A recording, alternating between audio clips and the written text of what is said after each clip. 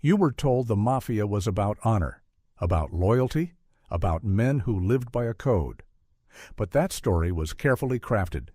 These films reveal something far more unsettling, a world driven by greed, fear, and survival. No elegance, no tradition, just systems that consume everyone inside them. Stay with this countdown because what you are about to see is the truth the movies tried to soften. Number 10. The Valachi Papers, 1972. There was a time when the mafia did not exist. At least that is what the public believed. Then one man spoke, and everything changed. The Valachi Papers is not just a crime film. It is a controlled detonation of silence. Based on the real testimony of Joseph Valachi, this story pulls the curtain back on a world that had operated in shadows for decades. Not rumors, not myths. Names, rules, art structure, power. Before this moment, the mafia thrived on invisibility. Politicians denied it. Authorities downplayed it. But Valachi stood before a Senate committee and described something terrifyingly organized. A system of families, a chain of command, rituals that turned ordinary men into soldiers bound by fear. The film captures that shift with precision. It shows how initiation was not about honor, but about control. Blood oaths were not sacred traditions. They were psychological traps. Once inside, there was no exit, only obedience or death. And here is the truth that cuts deeper than anything Puzo ever wrote. The mafia was never a noble family. It was a machine. Cold, calculated, replaceable. Men were not brothers. They were assets. What makes this film essential is not its drama. It is its documentation. This is one of the first times audiences saw the mafia as a structure rather than a legend. No romance, no elegance, just hierarchy and fear. But if Valachi exposed the system from the inside, the next story reveals something even more disturbing. What happens when the law itself becomes part of the system? Number 9. Black Mass, 2015. You expect criminals to break the law. You do not expect the law to protect them. Black Mass tells the story of Whitey Bulger, a man who did not just survive inside the underworld. He mastered it by bending the system that was supposed to destroy him. This is where the myth collapses completely. Bulger was not hiding from authorities. He was working with them. The FBI saw him as an asset, an informant, a tool to take down rival families. But what they created instead was something far more dangerous, a criminal protected by a badge. The film exposes a truth that rarely gets discussed. Organized crime does not grow in isolation. It grows through opportunity, through loopholes, through alliances that should never exist. Bulger fed information to the FBI while eliminating his enemies. And each time he did it, he gained more power, more territory, more control. Justice became selective. Protection became currency. There is no code of honor here. No family loyalty that feels sacred. Just manipulation. Just survival. Just a system that rewards those willing to exploit it. And the most unsettling part is how normal it all feels. Conversations are calm. Deals are quiet. Violence is sudden but expected. This is not chaos. This is structure operating exactly as intended. Puzo gave audiences a world of rules and respect. Black Mass shows what happens when those rules are ignored by everyone involved. Because when both sides break the law, there is no line left to cross, and what comes next is not corruption. It is something even more dangerous. A business built entirely on crime. Number 8. Kill the Irishman, 2011. Power in the mafia is supposed to be controlled, quiet, calculated. But sometimes it explodes in the open, and when it does, the illusion of order collapses instantly. Kill the Irishman is built around the real life of Danny Green, a man who disrupted the Italian mafia stronghold in Cleveland. This is not a story about loyalty or tradition. This is a story about what happens when the system starts to fracture from within. Green was not part of the established hierarchy, but he did not follow the expected rules, and that made him dangerous.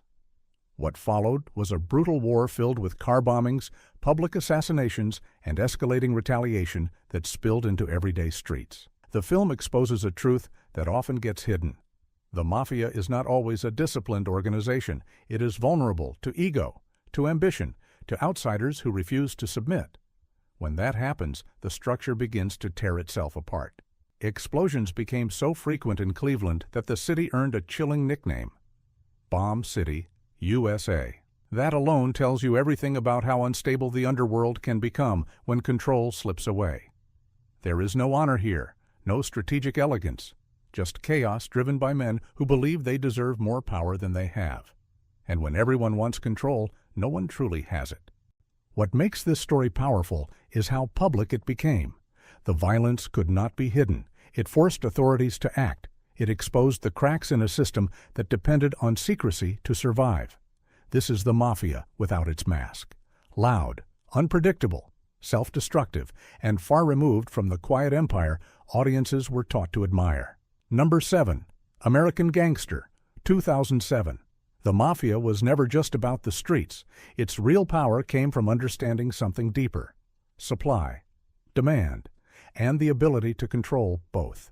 American Gangster follows the rise of Frank Lucas, a man who rewrote the rules of organized crime by thinking like a businessman rather than a traditional mobster. Lucas did something revolutionary. He cut out the middlemen. Instead of relying on existing networks, he went directly to the source in Southeast Asia during the Vietnam War. This was not just smuggling. This was global logistics, a criminal empire built with the precision of a corporation. The film reveals how crime adapts faster than the systems meant to stop it. While authorities focused on local distribution, Lucas expanded internationally. He created a supply chain that was cleaner, cheaper, and more efficient than anything his rivals could manage. But the most unsettling truth lies inside the institutions meant to fight him. Corruption was not rare, it was embedded. Law enforcement officers were compromised. Information leaked. Operations collapsed before they even began. This is not the mafia of family dinners and whispered deals. This is organized crime as a modern enterprise, structured, scalable, and deeply connected to global events. Lucas understood something that many before him did not. Power is not about fear alone. It is about control of resources. Whoever controls the product controls the empire, and when crime reaches that level, it stops looking like crime. It starts looking like business. Number 6. A Bronx Tale, 1993. Every mafia story usually begins with power. This one begins with a child watching from a window. A Bronx Tale is not about bosses or empires. It is about influence, about how the underworld quietly reaches into ordinary lives and reshapes them long before anyone realizes what is happening. Based on the real experiences of Chaz Palminteri, this story reveals a different layer of organized crime that Puzo rarely explored. The neighborhood becomes the battlefield. Not with guns or explosions, but with ideas. Respect, fear, identity. A young boy named Calogero grows up between two forces: his honest, hard-working father and Sonny, a local mob boss who commands the streets without ever raising his voice. What makes this film powerful is its restraint. Sonny does not need to prove his authority. It is already understood. That quiet dominance becomes attractive. It pulls the boy closer, not through violence, but through admiration. This is how recruitment really works. Not through initiation rituals, but through proximity, through subtle mentorship, through the illusion that power equals respect. The film exposes a truth that often goes unnoticed. The mafia does not just control territory, it shapes culture. It defines what success looks like in communities where opportunities are limited. Young minds begin to associate fear with strength and obedience with survival. And yet the story also reveals the fragility behind that image. Sonny lives with constant risk.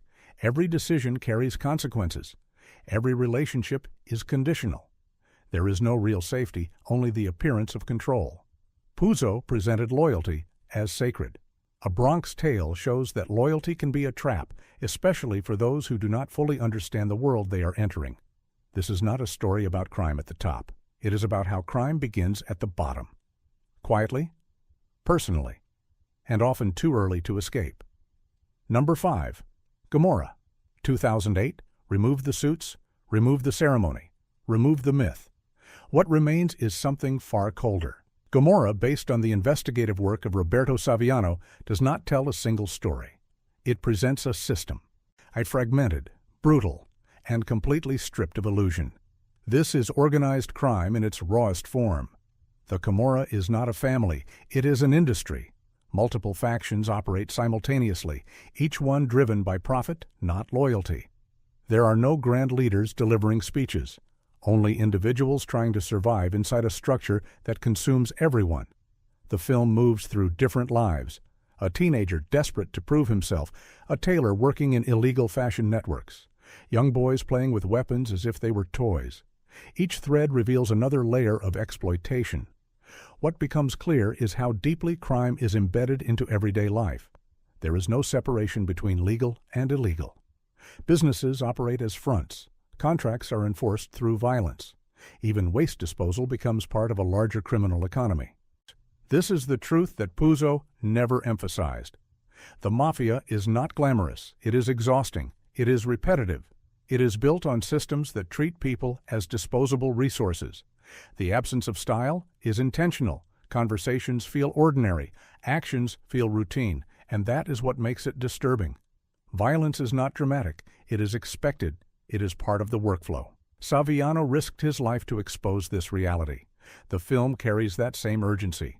It refuses to entertain, it forces the viewer to observe. Power here is not about respect, it is about control of supply chains, labor, and territory. Whoever manages those elements survives. Everyone else is replaced. This is not the mafia as a legend.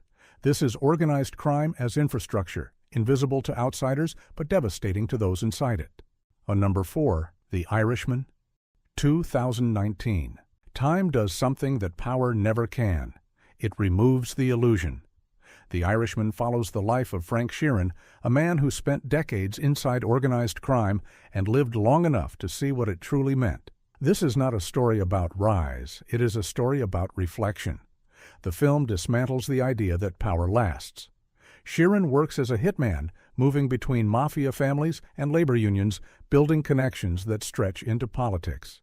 At one point, it feels like everything is under control. Decisions are made calmly.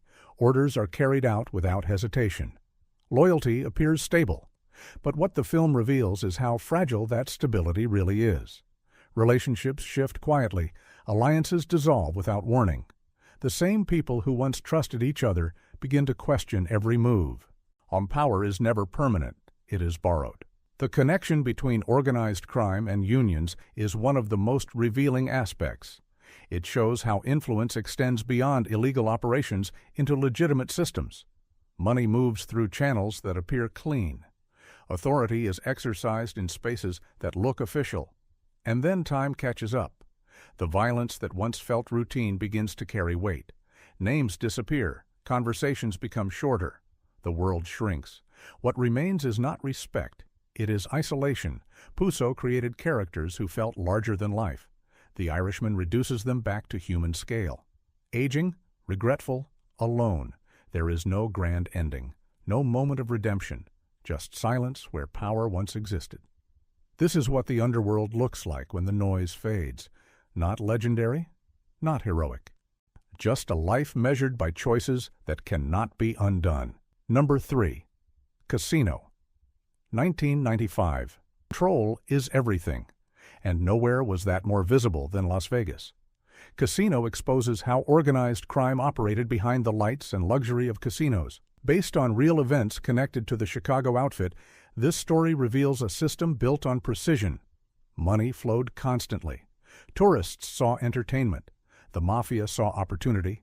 Every game, every transaction, every movement inside the casino was monitored, not for fairness, but for profit. Skimming became the central operation. Small amounts taken repeatedly and sent back to the organization before anyone could notice. The structure was disciplined. Managers oversaw daily operations. Enforcers handled problems. Accountants tracked the flow. And it resembled a corporation more than a criminal enterprise. But the flaw was human nature. Greed began to override discipline. Personal relationships interfered with business. Trust weakened. The same system that once functioned smoothly started to collapse from internal pressure. The film shows how quickly control can disappear. Violence becomes more visible. Decisions become impulsive. The careful balance between secrecy and power breaks down. What makes this portrayal important is its scale. Organized crime was not hiding in back alleys. It was embedded inside one of the most profitable industries in the country, operating in plain sight while maintaining complete control behind the scenes. Puzo emphasized tradition and loyalty. And Casino reveals that even the most structured systems fail when individuals place themselves above the organization. Power requires discipline. Without it, even the strongest empire begins to fall. Number 2. Donnie Brasco, 1997. Trust is the foundation of organized crime. Without it, the entire structure collapses. And that is exactly what makes infiltration so devastating. Donnie Brasco is based on the real undercover operation of Joseph Pistone, who spent years inside the Bonanno crime family, posing as a jewel thief. What this film exposes is not just the vulnerability of the mafia, but the emotional cost of living inside it. Pistone builds relationships slowly. He earns trust through consistency, through patience, through silence. That is how the system works. Respect is not given, it is observed over time. Every action is evaluated. Every word is remembered. The most revealing aspect is how ordinary the environment feels. Conversations are casual, daily routines are predictable, the structure appears stable, but beneath that surface there is constant tension. Suspicion never fully disappears. The bond between Pistone and Lefty Ruggiero becomes the center of the story. It shows how loyalty is formed through shared experience, not through rules, but through dependence. And that is what makes the betrayal inevitable and devastating. This is where the myth breaks apart. The mafia depends on loyalty, but cannot truly verify it. Trust is both its greatest strength and its greatest weakness. One infiltrator can dismantle years of structure simply by existing within it. The film also highlights how expendable individuals are. When the truth emerges, consequences are immediate. There is no negotiation, no forgiveness. The system reacts to protect itself. Puzo presented loyalty as unbreakable. Donnie Brasco reveals that loyalty is fragile because it is built on perception. Once that perception is disrupted, everything begins to collapse. This is the mafia at its most vulnerable, not through violence, but through trust that was never as strong as it seemed. Number 1. Goodfellas, 1990. The dream of the mafia has always been sold as power, respect, and belonging. Goodfellas destroys that dream completely. Goodfellas, based on the life of Henry Hill, does not present the underworld as organized or noble. It presents it as chaotic, unpredictable, and driven by impulse. From the beginning, the appeal is clear. Fast money, influence, access to a world that operates outside the law. Hill is drawn in not by ideology, but by opportunity. The system rewards those who take risks and punishes those who hesitate. But what unfolds is not a controlled empire. It is a series of escalating mistakes. Decisions are made emotionally. Violence happens suddenly. Loyalty shifts depending on circumstance. The film exposes how little structure actually exists beneath the surface. Rules are flexible. Discipline is inconsistent. Individuals act in their own interest even when it damages the group. Drug use increases paranoia. Paranoia leads to betrayal. Betrayal leads to collapse. This is not a calculated downfall. It is a chain reaction caused by human behavior. The most important truth lies in how ordinary everything feels. These are not larger-than-life figures. They are flawed individuals making choices that spiral out of control.